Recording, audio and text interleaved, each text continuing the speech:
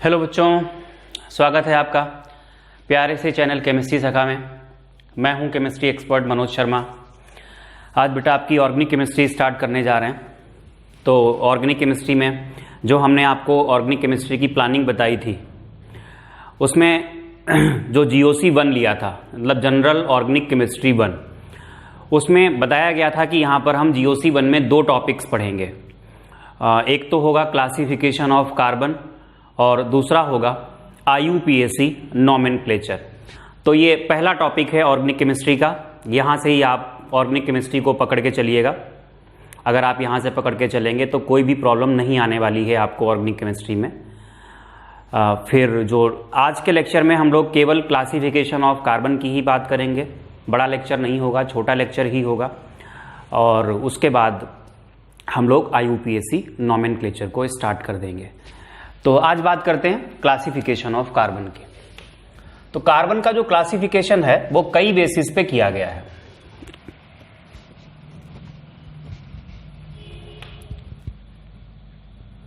Classification of carbon बहुत जरूरत पड़ती है इसकी आगे की केमिस्ट्री में, इसलिए इसको हम पढ़ रहे हैं। क्लासिफिकेशन ऑफ कार्बन में सबसे पहले हम ले रहे हैं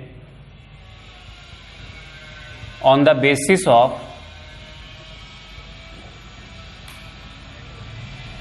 degree of carbon।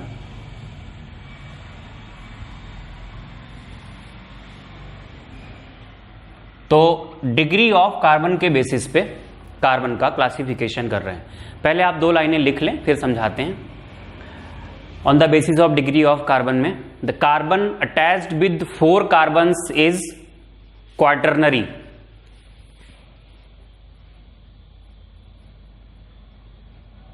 क्वाटरनरी मतलब 4 degree.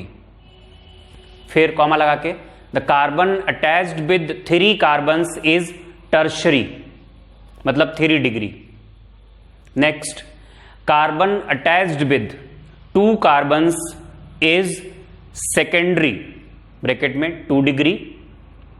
And the carbon attached with 1 carbon और 0 कार्बन्स इज प्राइमरी मतलब 1 डिग्री।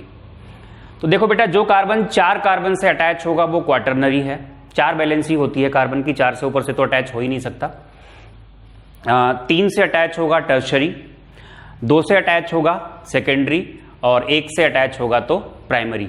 वैसे जब 0 से अटैच होता है तो सुपर प्राइमरी भी बोलते हैं, बट आपके यहाँ ये टर्म नहीं लिया गया है। कुछ हायर लेवल पे किताबों में ये टर्म लिया जाता है, सुपर प्राइमरी। तो बेटा ध्यान दें, अगर हम एक ये कार्बन की चेन लेते हैं CH3 CH, यहाँ CH3 लिया या C ले लिया ये, और CH3 इधर भी CH3, ये है CH3, CH double bond CH, single bond C, और यहाँ है ट्रिपल बॉन्ड CH।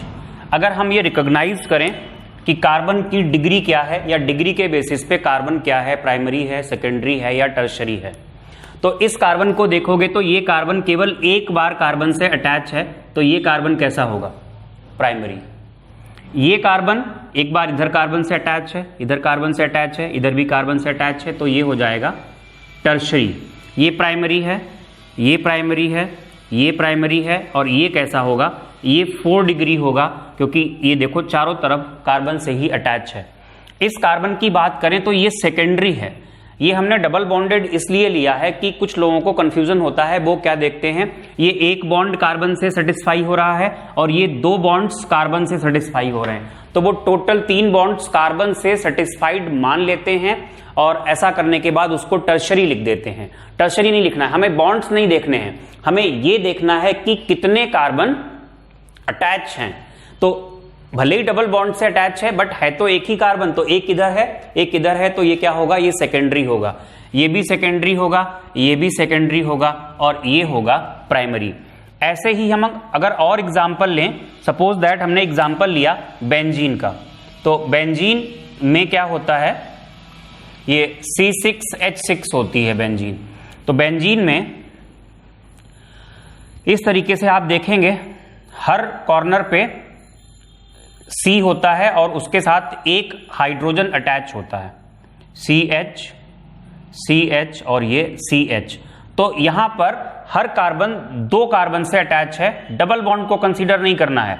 तो बेंजीन में सारे कार्बन्स, ऑल कार्बन्स आर कैसे हो जाएंगे, सेकेंडरी हो जाएंगे।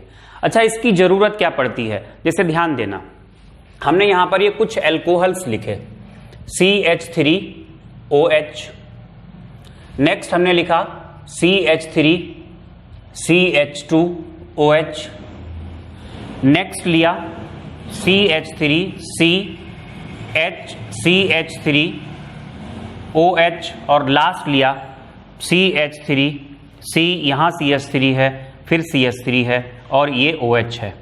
बेटा ध्यान देना, यहां पर इस कार्बन की बात करें तो ये कार्बन कैसा है, ये कार्बन टर्शरी है, इधर कार्बन इधर कार्बन इधर कार्बन, और इसी कार्बन से अटैच क्या है, OH। तो जिस कार्बन से OH अटैच है, जिस कार्बन से OH अटैच है वो कार्बन कैसा है, इस बेसिस पे ये टर्शरी कार्बन है, तो ये जो एल्कोहल होगा ये कौन सा एल्कोहल होगा, ये टर्शरी एल्कोहल होगा। ऐसे ही जिससे OH अटैच है वो कार्बन सेकेंडरी है, तो ये होगा सेकेंडरी एल्कोहल। और जो ऊपर वाले दोनों एल्कोहल्स हैं, इन दोनों को हम लोग मानते हैं प्राइमरी एल्कोहल। होगा क्या एक्चुअली बेटा, जब आप एल्कोहल पढ़ोगे तो एल्कोहल में बहुत सारी प्रॉपर्टीज ऐसी आएंगी जो प्राइमरी एल्कोहल शो करते हैं, टर्शरी नहीं शो करते हैं, सेकेंडरी शो करते हैं, टर्शरी नहीं शो करते हैं। Primary alcohol, secondary alcohol, tertiary alcohol, इनको डिस्टिंग्विश करने के बहुत सारे टेस्ट्स आएंगे, उन टेस्ट्स के बारे में पढ़ेंगे। तो 12th एग्जाम में पूछा भी जाता है, give the test to distinguish between this one and this one. Primary और सेकेंडरी हुआ तो उससे रिलेटेड कोई टेस्ट आ सकता है। तो ये चीज पता होना बहुत जरूरी है कि प्राइमरी अल्कोहल क्या है, सेकेंडरी अल्कोहल क्या है, टर्सरी अल्कोहल क्या है। ऐसे ही अगर हम OH की जगह यहां पर यूज करेंगे Cl, तो primary halide, secondary halide, tertiary halides, ऐसे करके ये बन सकते हैं। तो बेटा इसकी बहुत जरूरत होती है। तो ये पहला क्लासिफिकेशन जो खत्म होता है वो है on the basis of degree of carbon. इसके बाद हम बात करेंगे सेकेंड क्लासिफिकेशन की।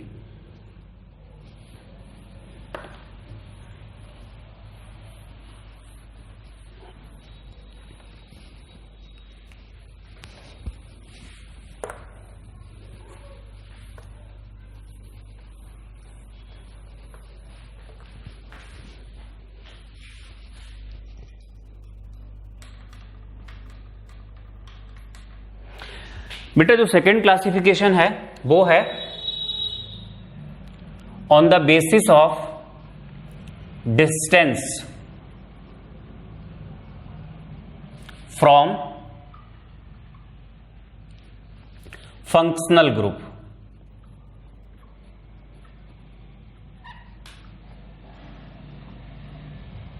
बहुत जरूरत पड़ती है इसकी भी, on the basis of distance from functional group. देखो बेटा, अगर कोई ऑर्गेनिक कंपाउंड है तो उसमें ये 2 पार्ट्स लिए जाते हैं, हो सकते हैं दोनों पार्ट्स हों या हो सकता है कि केवल एक ही पार्ट हो।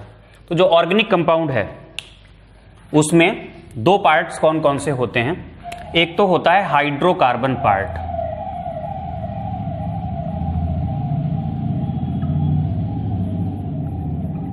और जो दूसरा पार्ट होता है उसे हम कहते हैं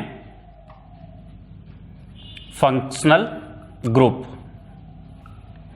ऐसा भी हो सकता है कि केवल हाइड्रोकार्बन हो, भाई alkane, alkene, alkyne, aromatic hydrocarbon, ये क्या होते हैं, केवल हाइड्रोकार्बन ही होते हैं।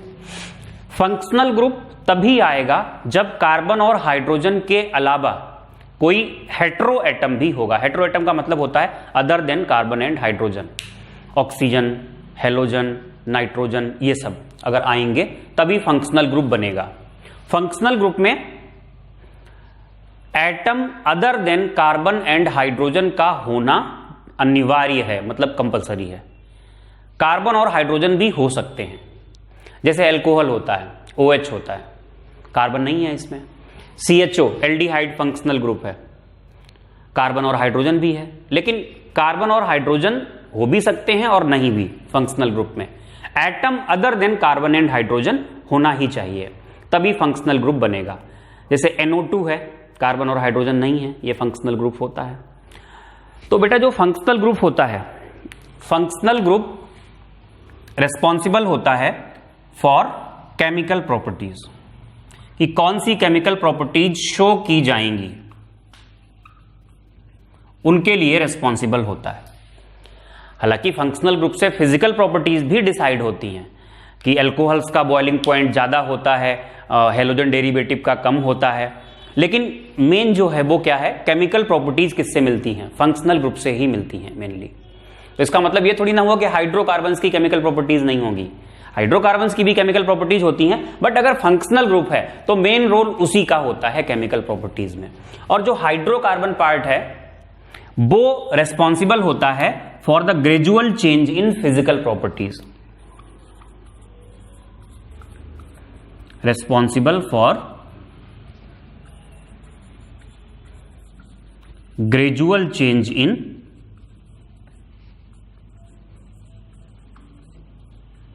Physical properties. तो ये तो आप कॉपी करेंगे ही। हाइड्रोकार्बन पार्ट नाम से ही क्लियर है, कार्बन और हाइड्रोजन से मिलकर बना होता है, ये आप यहां चाहें तो लिख देंगे, only carbon and hydrogen. Functional group में आप यहां पे ब्रैकेट में लिख लेना छोटा सा, atom other than, presence of atom other than carbon and hydrogen is compulsory. Carbon and hydrogen may be present और मे नॉट बी।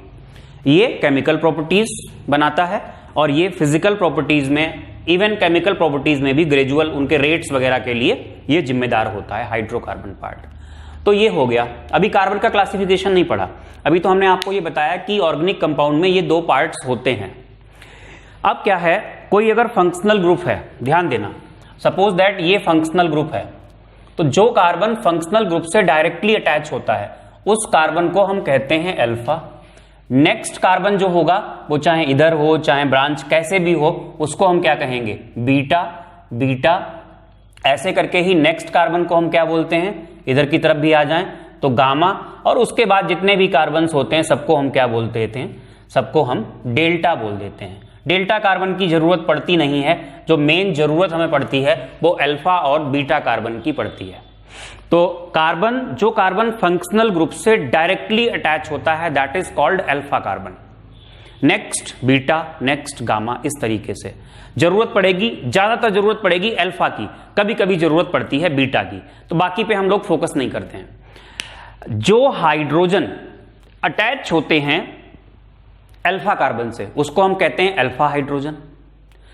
जो हाइड्रोजन अटैच होते हैं बीटा कार्बन से उनको हम कहते हैं बीटा हाइड्रोजन। बहुत जरूरत है इनकी। जैसे एल्डिहाइड कीटोन में आप कुछ केमिकल प्रॉपर्टीज पढ़ोगे, एल्डोल कंडेंसेशन, तो वहां पे कहा जाता है कि aldehyde ketone having alpha hydrogen, at least one alpha hydrogen. और कैनिजारो रिएक्शन जब हम पढ़ते हैं तो वहां पे कहा जाता है कि अल्फा हाइड्रोजन नहीं होना चाहिए।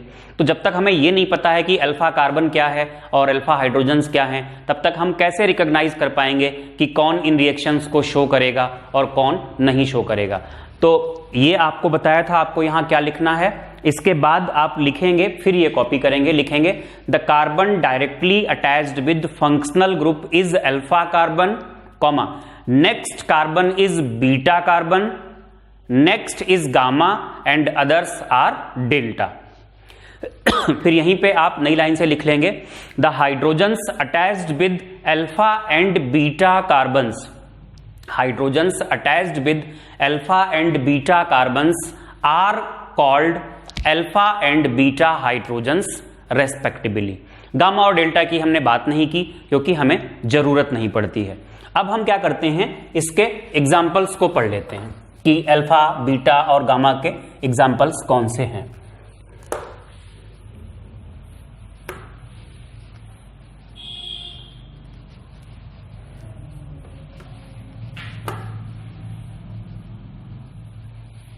देखिए बेटा, हमने ये एक कंपाउंड लिया CH3, CH, CH3, CH, यहां पर है OH और ये इधर है CH2, CH3।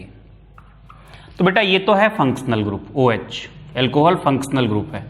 फंक्शनल ग्रुप से डायरेक्टली अटैच कार्बन को हम कहेंगे अल्फा। नेक्स्ट ये हो जाएगा बीटा, ये भी होगा बीटा। नेक्स्ट क्या होगा? गामा, यानी ये भी गामा है और ये भी गामा है। और एग्जाम्पल लेते हैं, जैसे हमने ये एग्जाम्पल लिया CH3 CH CH3 CH2 CHO। तो कुछ लोग गलती से इस कार्बन को अल्फा कार्बन ले लेते हैं, लेकिन जो एल्डिहाइड होता है उसके फंक्शनल ग्रुप में ही कार्बन होता है, तो ये पूरा क्या होगा? ये पूरा होगा फंक्शनल ग्रुप। ध्यान देना, फंक्शनल ग्रुप्स कौन कौन से हैं, जब IUPAC नेमिंग आपको पढ़ाई जाएगी तो डिटेल में बताए जाएंगे। तो ये फंक्शनल ग्रुप है, ये है अल्फा, ये है बीटा, ये बीटा है। बीटा के बाद नेक्स्ट क्या आता है? गामा, और ये हो जाएगा गामा। ऐसे ही एक आध और एग्जांपल्स देखते हैं, देखिएगा। CH3 CH CH3 C double bond O CH2 CH3, ये कीटोन है। ये पूरा का पूरा क्या होता है? Functional group. गलती से लोग इसको अल्फा लेते हैं, ये अल्फा नहीं है, ये अल्फा, ये बीटा। ऐसे इधर की तरफ चलोगे, ये अल्फा, ये बीटा और ये बीटा। तो ये हम लोगों ने सेकेंड क्लासिफिकेशन कंप्लीट किया कार्बन का, जो कि था इस बेसिस पे कि कार्बन जो है उसकी फंक्शनल ग्रुप से डिस्टेंस कितनी है। डिस्टेंस का मतलब ये नहीं कि आपने फंक्शनल ग्रुप फिर बड़ा सा बॉन्ड बनाया और डिस्टेंस बढ़ा दी, डिस्टेंस का ये मतलब नहीं है, मतलब कितने कार्बन हैं बीच में, इस बेसिस पे। तीसरा और आखिरी क्लासिफिकेशन जिसकी हमें जरूरत पड़ती है वो हम यहां पर पढ़ेंगे।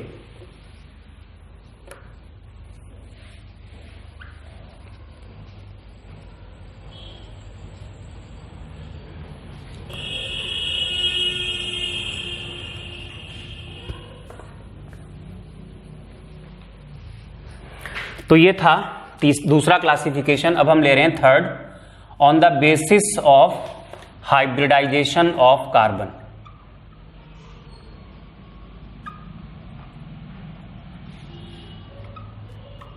देखो बेटा, कार्बन का अगर इलेक्ट्रॉनिक कॉन्फ़िगरेशन किया जाए 1s2 2s2 और p में कितने होते हैं? 2।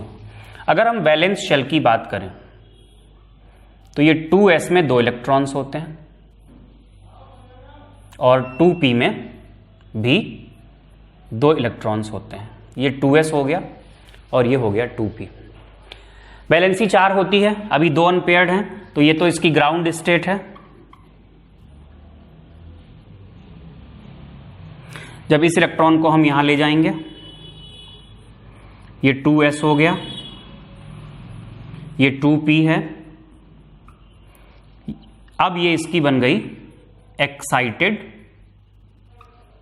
स्टेट। बेटा ध्यान देना, एक S और ये तीनों P अगर हाइब्रिडाइजेशन में टेक पार्ट कर जाएं तो sp3 होगा, या एक S और 2 P करें, ये ना टेक पार्ट करें, तो यहां पर हाइब्रिडाइजेशन होगा sp2। एक S और एक P टेक पार्ट करें तो यहां पर हाइब्रिडाइजेशन होगा sp। ये तीनों ही हाइब्रिडाइजेशंस कार्बन शो करता है, तो हाइब्रिडाइजेशन के बेसिस पे कार्बन या तो sp3 होगा या sp2 होगा या फिर sp होगा। हाइब्रिडाइजेशन निकालने का मेथड जब मैंने आपको पढ़ाई थी स्ट्रक्चर एंड ज्योमेट्री, तो वहां पे पढ़ाया था।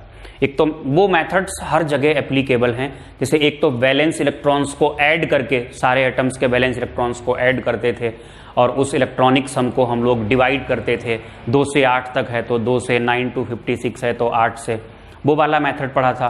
कॉम्प्लेक्सेस को छोड़ के हर जगह वो एप्लीकेबल है। एक और हम लोगों ने पढ़ा था hybrid orbitals is equal to bond pairs plus lone pairs, वो भी हर जगह एप्लीकेबल है। एक और मेथड मैं आपको बता रहा हूं जो केवल कार्बन के लिए एप्लीकेबल है, लेकिन विद इन सेकेंड आप क्या कर सकते हैं, ये बता सकते हैं कि कार्बन का हाइब्रिडाइजेशन क्या होगा। तो उससे आप बहुत आसानी से रिकॉग्नाइज कर सकते हैं कि कार्बन का हाइब्रिडाइजेशन कौन सा है।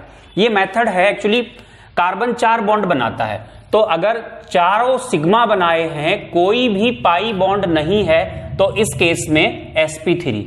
भाई आपको पता है सिग्मा बॉन्ड किससे बनता है? हाइब्रिड ऑर्बिटल से। तो चारों सिग्मा बनाए हैं यानी चारों किसमें टेक पार्ट किए होंगे? चारों हाइब्रिडाइजेशन में टेक पार्ट किए होंगे। अगर 3 सिग्मा है और 1 पाई है, तो इस केस में हाइब्रिडाइजेशन होता है sp2।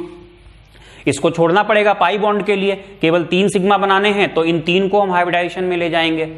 और अगर इसने 2 सिग्मा और 2 पाई बनाए हैं तो इस केस में हाइब्रिडाइजेशन क्या होता है, sp। तो आप केवल पाई बॉन्ड्स पे भी कॉन्सेंट्रेट करके हाइब्रिडाइजेशन निकाल सकते हैं कार्बन का। कोई पाई नहीं sp3, 1 पाई sp2, और अगर 2 पाई हैं तो इस केस में हाइब्रिडाइजेशन होगा sp। लेकिन ये method applicable only for carbon when all 4 valencies of carbon are satisfied। ऐसा नहीं कि कोई रेडिकल है, फ्री रेडिकल है, कार्बोकेटाइन है, कार्बेनाइन है, वहां भी हम इस मेथड को लगा दें, वहां नहीं लगाएंगे। तब लगाएंगे जब कार्बन की चारों वैलेंसीज कैसी हैं, सेटिस्फाइड हैं। मैं कुछ एग्जांपल्स आपको बताता हूं। एग्जांपल हमारे पास है CH3, C double bond CH2, CH2, C triple bond CH। बेटा इस कार्बन ने कोई भी पाई बॉन्ड नहीं बनाया है, ये 3 बार हाइड्रोजन से अटैच है और कार्बन के साथ भी सिंगल बॉन्ड से अटैच है। जब कोई भी पाई बॉन्ड नहीं बनता है और चारों वैलेंसीज सेटिस्फाइड होती हैं तो हाइब्रिडाइजेशन होता है sp3। इस कार्बन ने एक डबल बॉन्ड बनाया है। आपको बता दें, ये बात अगर आपको नहीं पता है ये नोट कर लेना, अगर कहीं पे सिंगल बॉन्ड है तो सिंगल बॉन्ड में क्या होता है, सिग्मा। अगर डबल है तो डबल बॉन्ड में एक होता है सिग्मा और एक होता है पाई। पहली बात तो आपको पता ही होना चाहिए ये। और अगर ट्रिपल है तो 1 सिग्मा होता है और 2 पाई। तो इस कार्बन ने सारे बॉन्ड सिंगल बनाए हैं तो इसका मतलब सारे सिग्मा हैं तो sp3 हो गया। इस कार्बन ने एक डबल बॉन्ड मतलब 1 पाई बॉन्ड तो इसका क्या हो गया, sp2, इसका भी हो जाएगा sp2। इस कार्बन ने सारे सिंगल बनाए हैं तो ये हो जाएगा sp3। इस कार्बन ने ट्रिपल बॉन्ड बनाया है और ट्रिपल में क्या होते हैं 2 पाई तो ये sp होगा और ये भी कैसा होगा, sp होगा। तो ये सारा तो आप कॉपी करेंगे ही करेंगे। एक आध एग्जांपल्स हम लोग और प्रैक्टिस करते हैं और फिर इस लेक्चर को हम लोग खत्म करते हैं, जिसमें हम लोगों ने जो टॉपिक कंप्लीट किया है वो है classification of carbon.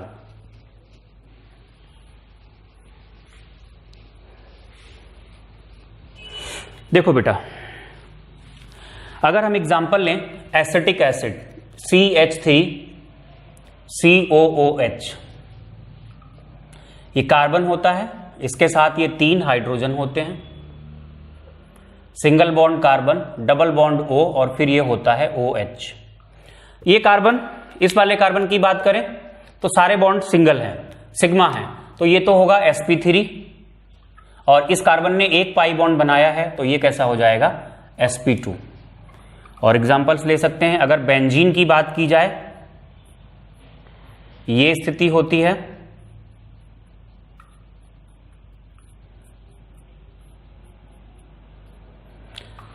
All carbons are sp2 hybrid, बजाय क्योंकि हर कार्बन ने 1 पाई बॉन्ड बनाया है।